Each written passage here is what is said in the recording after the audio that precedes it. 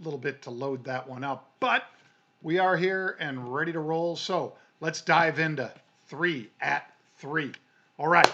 Unusual activity. Yeah, I mean, the market's been, mainly cooperative today, but selling off for the last, hour or so.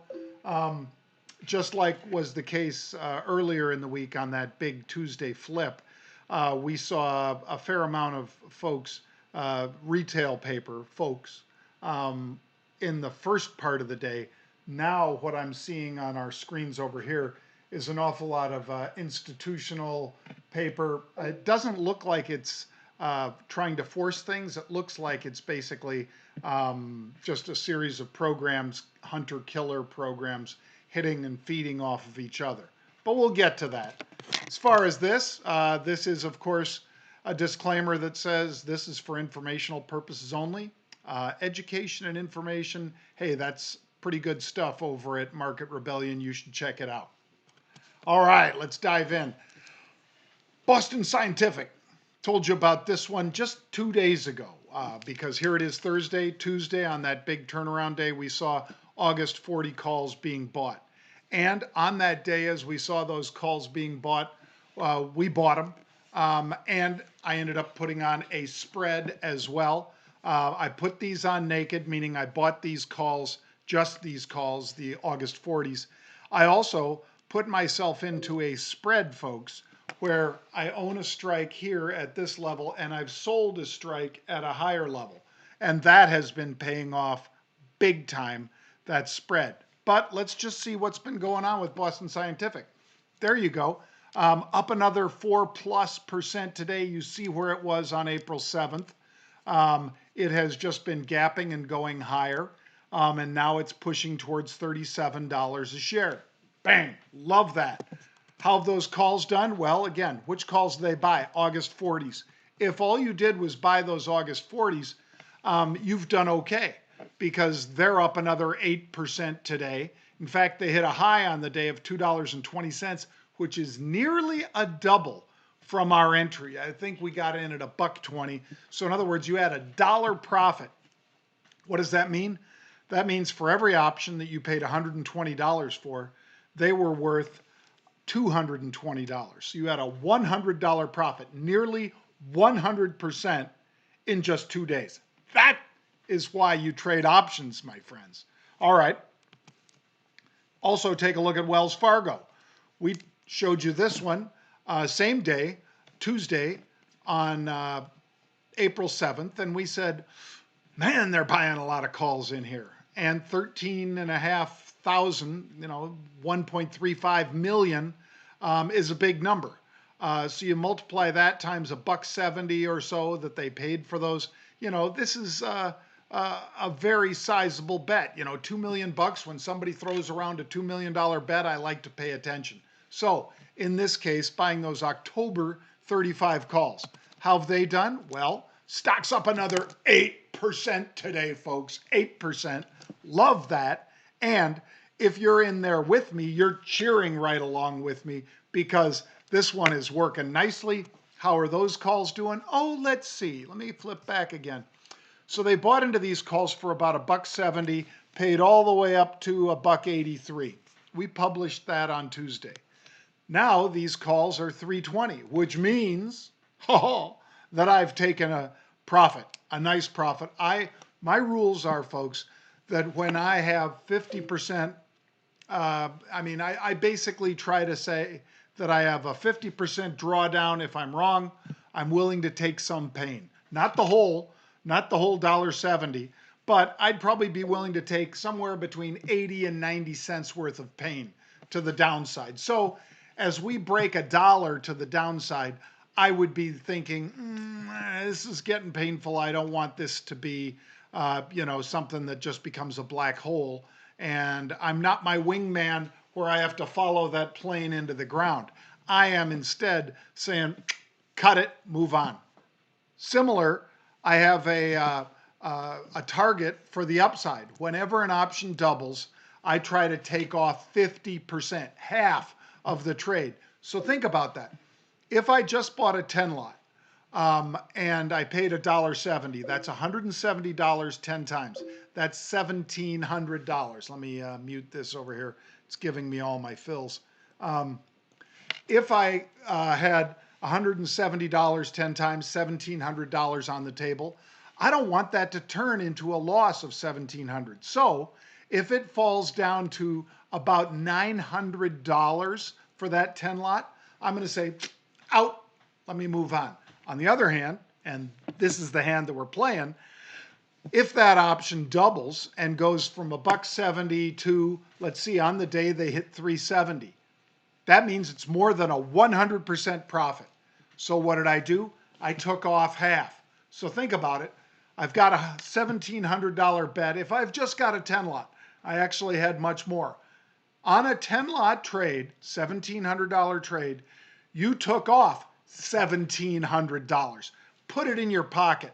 Put it aside. Now you still have money in the game that hopefully this thing keeps going and you can cash out of the rest of that trade, the other half of that trade. But by taking off half when it has doubled, I think you stay at the tables longer. That's my discipline when I'm in Vegas, and that is my discipline for 38 years of trading. So let's get some fresh meat now, shall we? Speaking of Vegas, how about El Dorado? May 25 calls. So again, let's talk about embedded information, folks. Embedded information, May. So that is April, May, 2 months into the future, nearly 2 months. If you want to call it a month, I'm not going to quibble with you. Let's say that it's somewhere around 35, 40 days out into the future. All right, what did they pay? $2.13. What strike price? Well, with the stock trading at $18.50, as you see on my screen here, they were willing to pay $2.13 for these calls, 2,000 of them. So $213 per option times 2,000. So it's, again, $400,000 trade. I'm kind of interested. I want to follow somebody who's putting that kind of dough down. If you were at the tables in Vegas and all of a sudden somebody started pushing over a big chunk of change across the table, like a David Portnoy, who I've been pinging back and forth, I want to be at the table, and I'm probably playing the same side as that player, because somebody pushing that kind of money is probably pretty smart. And if they demonstrate to me that they're smart repeatedly, then I'll go right along with them repeatedly. So how's that done? Well, take a look at El Dorado. It was a $65 stock in February, folks. Now it's $17.80. It's down 2% today.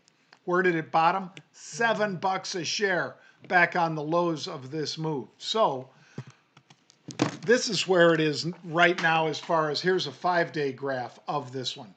5-day graph shows me that right about now, shares have been working their way higher for 5 days from April 3rd, last Friday, when the stock was right around $10, working their way up here to $17.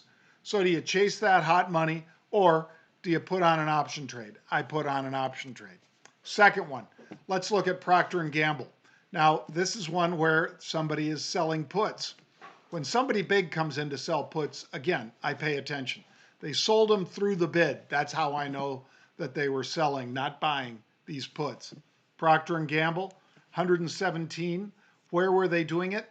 Well, basically $8 beneath where the stock is trading. So if the stock's trading 117.80 or 118, let's say, and they're selling these puts and collecting $3, okay, so this is how it works. Again, about 40 days out into the future, because they're selling May options. That's the first bit of information. Second bit of information embedded in the trade, they're selling them with the stock up here, they're selling them at the 110 strike.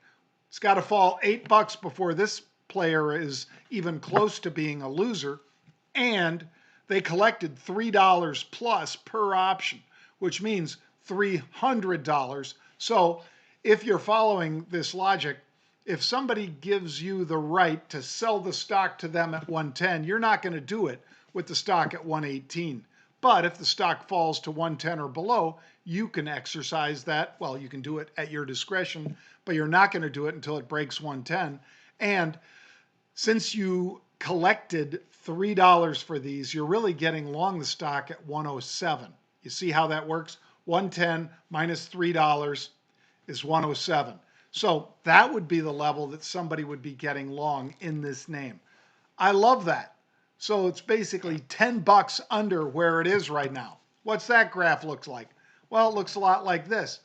Has it been below 110 in the last 5 days? No. It has been fluttering between 112.50 and, let's say, on the highs 120. So am I comfortable being long at 107? Yeah, I am. So I sold puts in here. That's your second trade on our 3 at 3. Last one. Take a look at this one, folks. UAA, Under Armour, consumer discretionary. So what are they doing with the stock at $10.60? They're buying the April 10s. They're buying an in-the-money call. Now that's a different play than if they were buying the $12 calls with the stock here at $10.60. They're buying an in-the-money, just in the money, by 60 cents. So how much did they pay for the options that expire next Friday? Today is options expiration for this week because we will not trade tomorrow because it's Good Friday. You know that we have shut the markets for Good Friday and Passover. So what we get instead is 8 days into the future, this option will expire.